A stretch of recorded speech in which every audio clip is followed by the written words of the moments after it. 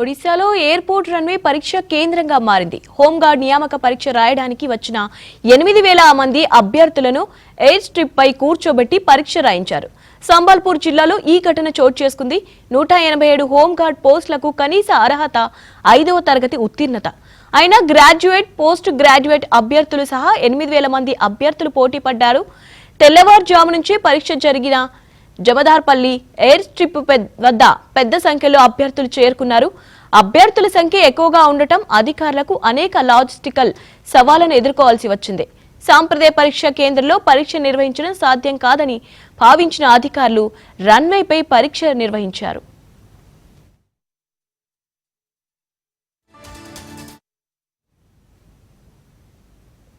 Home guard పరీక్ష సజావుగా జరిగేలా చూసేందుకు పరీక్ష నిర్వహణ యంత్రాంగం జమదార్పల్లి ఎయిర్ స్ట్రిప్ ను సెంటర్ గా ఎంచుకున్నారు. అభ్యర్థులను ఎయిర్ స్ట్రిప్ లో ఓపెన్ స్కై కింద కూర్చోబెట్టారు. అసాధారణ పరిస్థితులు ఉన్నప్పటికీ పరీక్ష ప్రశాంతంగా జరిగింది.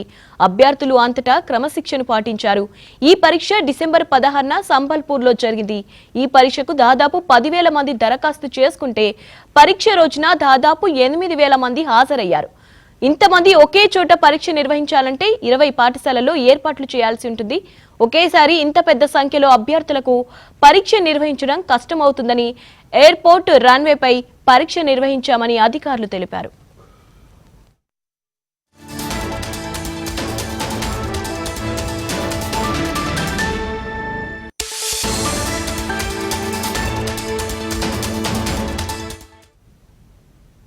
ఒడిశాలో ఎయిర్పోర్ట్ రన్వేపై పరీక్ష కేంద్రంగా మారింది. హోంగార్డ్ నియామక పరీక్ష రాయడానికి వచ్చిన 8,000 మంది అభ్యర్థులను ఎయిర్ స్ట్రిప్ పై కూర్చోబెట్టి పరీక్ష రాయించారు.